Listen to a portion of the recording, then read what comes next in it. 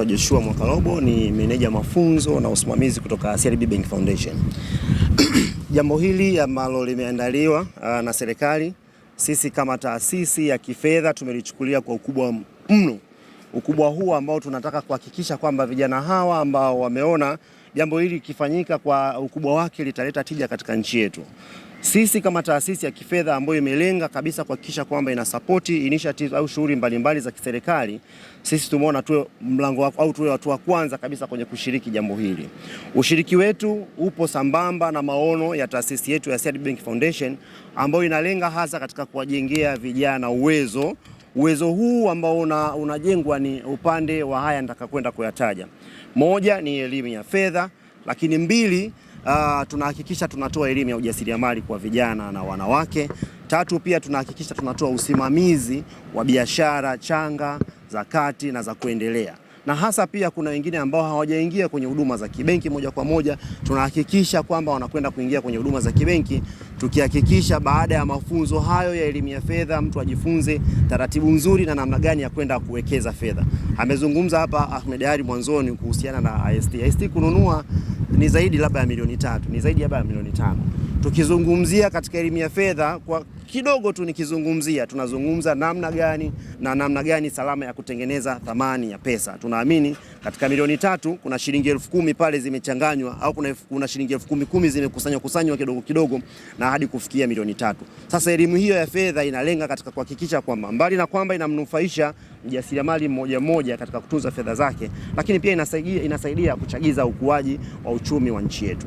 Lakini mwisho kabisa tunahakikisha vijana wajasiriamali wanakwenda kupata mitaji. Mitaji hii ambayo tumeilenga kwa vijana hawa, tumeilenga kwa kiwango kikubwa hasa na bila kujali dhamana nyingine msingi za uwezo kuweza kuwezeshwa kupata mikopo.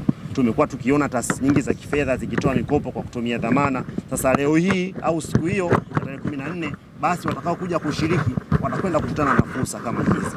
Lakini pia sisi tutoe rai kwa wale ambao watapenda kushiriki katika jambo hilo katika IST Festival tarehe 14 Februari. Jambo linaloandaliwa na serikali ni fursa nzuri kwa watu kuweza kushiriki, kwa sababu unaposhiriki wewe kama Mtanzania ni sehemu mojawapo ya kusikiliza kile kinachokwenda kujiri siku hiyo. Amezungumza pia Ahmed Ali kwamba mambo yatakuwepo ni mengi, si ndio? Kutakuwepo na michezo, kutakuwepo na nini ambayo yote tunazungumzia vijana. Tukizungumzia vijana ni sehemu na mustakabali mkubwa sana wa maendeleo ya nchi yetu. Ni watu wanaochagiza katika maendeleo yetu ya nchi yetu pia. Lakini sisi kama taasisi tunahakikisha hatutawaacha. Amezungumza kuhusiana washindi ambao watatokea kuwepo siku hiyo, watahakikisha wanapewa mkono wa shukrani kwanza katika ushiriki, lakini sio hivyo tu, tunataka wawe sehemu ya ambasada wetu. Tuna program au tuna flagship ambayo inaitwa Imbeju, moja kwa moja ambayo inalenga katika kutoa mitaji wezeshi kwa vijana na wanawake, ambao nimezungumza hapo awali kwamba yamelenga katika maeneo makubwa matatu. Moja ni kujengea uwezo ambapo ndani yao tunatoa elimu ya fedha na elimu ya ujasiriamali, lakini mbili ni kutoa mentorship kwa wajasiriamali, tunawakutanisha na wataalamu ambao wamebobea katika masuala mbalimbali.